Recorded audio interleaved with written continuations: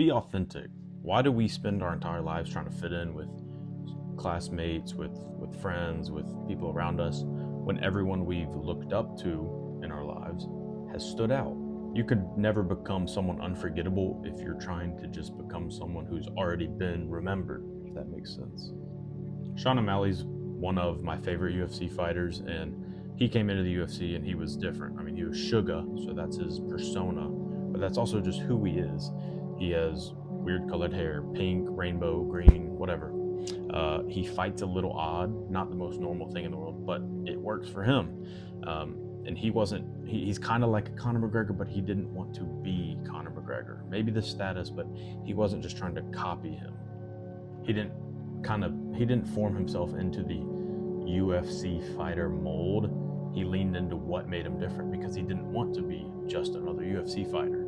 He wanted people to know his face, his name, his brand whenever people heard Suga or Sean O'Malley.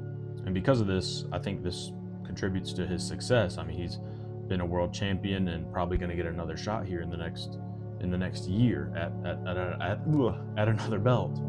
And this reminds me of, I was listening to Drake Davis's podcast, Stay in Process, earlier today. I was hitting balls at the range, just chilling after my day of work, but it was a episode from April, and it was about authenticity, and in it he talks about a Steve Jobs interview. And Steve Jobs, essentially, if you don't know, founder of Apple, but Steve Jobs says Microsoft is essentially a soulless brand.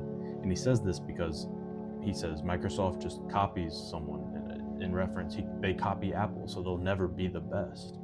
He said he was disappointed in them, not because they weren't smart, but because they were copiers.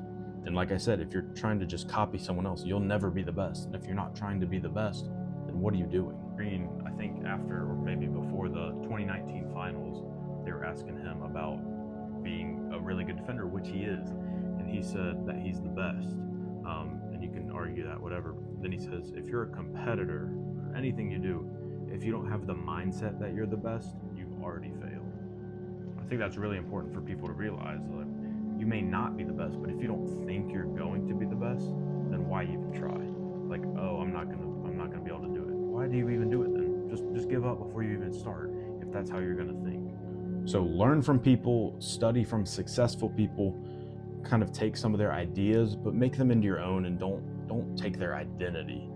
Be who you want to be. Inspiration's good, imitation's bad.